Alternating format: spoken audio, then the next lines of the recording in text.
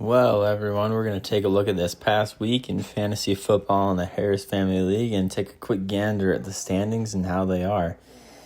So, first up, we're going to look at the Stallions and Platypi game. Just going to look at the quick matchups.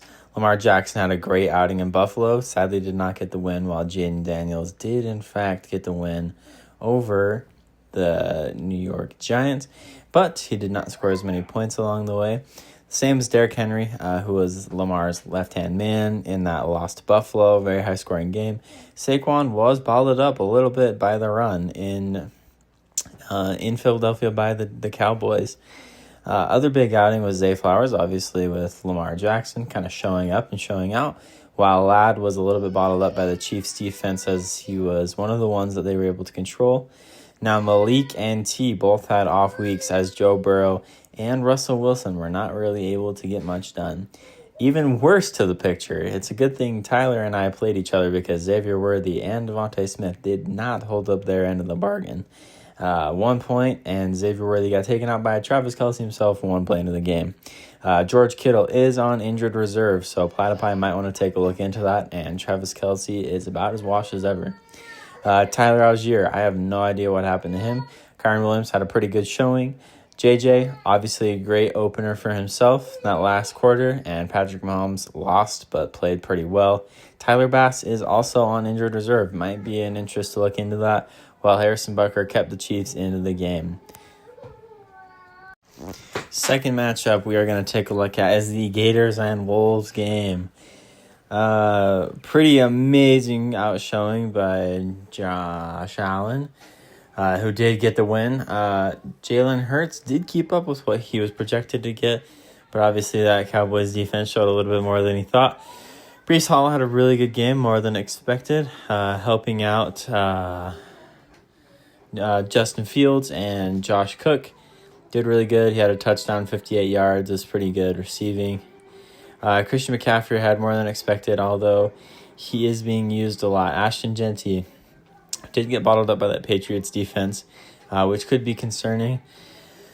Mike Evans, pretty decent week. A.J. Brown obviously put up literally 0 points. Not great, but he should get better because he's already throwing fits. Nico Collins and Drake London, pretty average showings, really below average. Nico Collins was bottled up by the Rams. Justin Jefferson did well. Puka Nacua did better than expected in that win over the Texans. Brock Bowers did extremely well, but he is also on injury watch. Mark Andrews did absolutely nothing. Blue, I don't even know if he started. That might be something to look into. Jamari Connor, pretty decent game. Caleb Williams kind of showed out, and Bo Nix did not do anything near expected. Jake Bates did well. Brandon Aubrey did extremely well, and the defenses were about average. Pretty close game, but yeah. Now, the closest game out of everyone was, in fact, the Snow Bunnies and the Polar Bears. Not kind of the outing we expected to see, especially from Joe Burrow, who did, in fact, get put on his throat stepped on by that Browns defense. Kyler Murray played about an average game. Jahmyr Gibbs, David Montgomery, Jamal Williams, and Sam Laporta all got destroyed by the Packers, so their points are not going to be anything special.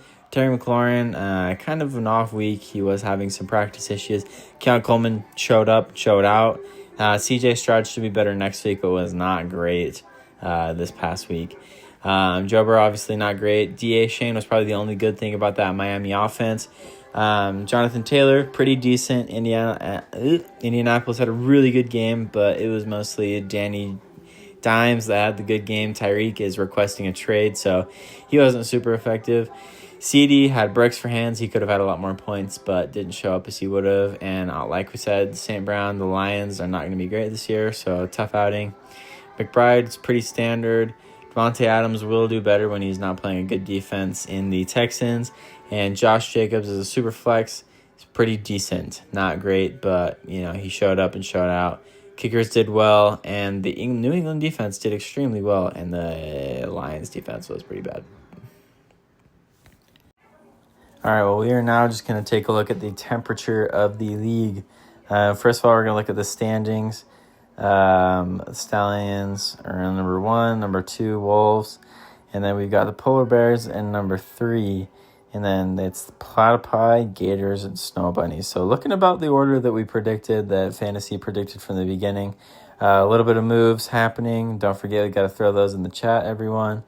But let's take a look at the week. We're going to start with this Polar Bears offense. The All Lions offense is not going to do what we expect it to do, so it might be worthwhile to look into that. Basically, Tyler Harris, boys, it might be time to look into some different options for your team. It was not a great week. It did not have the outcome that we were expecting. But other than that, I mean, it was a couple close matchups, really good weeks for some, and, just happened to be really good for others. These things happen. But yeah, this next week, we're going to look at the odds. Stallions are supposed to lose. Platypi is supposed to win by about 30-point margin.